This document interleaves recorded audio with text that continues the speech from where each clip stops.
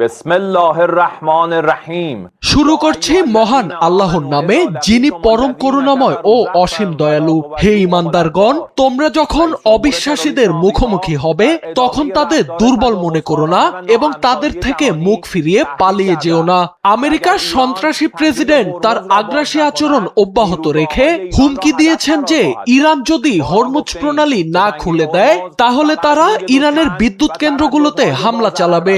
আমরা বারবার বলেছি, কেবল শত্রুদের জন্য এবং যারা অলাভজনক ভ্রমণ করে তাদের জন্যই এটি বন্ধ। হরমুজ প্রণালী এখনো পুরোপুরি বন্ধ করা হয়নি এবং আমাদের বুদ্ধিমত্তাপূর্ণ নিয়ন্ত্রণে রয়েছে।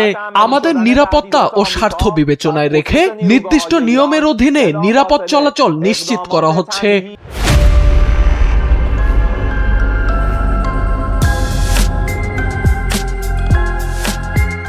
তবে যদি ইরানের বিদ্যুৎ কেন্দ্রগুলো লক্ষ্য করে আমেরিকার এই হুমকি বাস্তবায়ন করা হয় তবে সঙ্গে সঙ্গে ইরান পাল্টা ব্যবস্থা নেবে।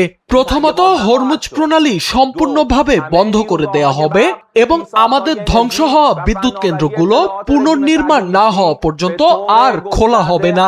দ্বিতীয়ত, ইসরায়েলের প্রতিটা বিদ্যুৎ কেন্দ্র, জ্বালানি অবকাঠামো এবং তথ্য প্রযুক্তি ব্যবস্থাকে ব্যাপকভাবে আঘাত করা হবে। তৃতীয়ত, এই অঞ্চলের যেসব প্রতিষ্ঠানে আমেরিকার বিনিয়োগ রয়েছে সেগুলো সম্পূর্ণভাবে ধ্বংস করা হবে।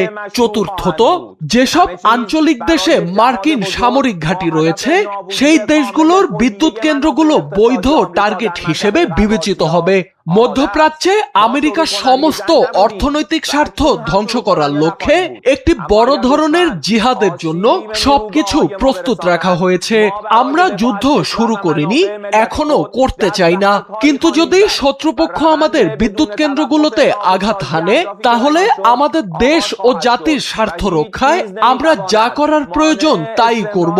তখন উপরে উল্লেখ করা লক্ষ্যবস্তুগুলোর উপর কঠোর ধ্বংসলীলা শুরু হবে এবং এই অঞ্চলে আমেরিকা ও তার মিত্রদের জ্বালানি, তেল ও শিল্প অবকাঠামো ধ্বংসের এই অভিযান কেউই থামাতে পারবে না।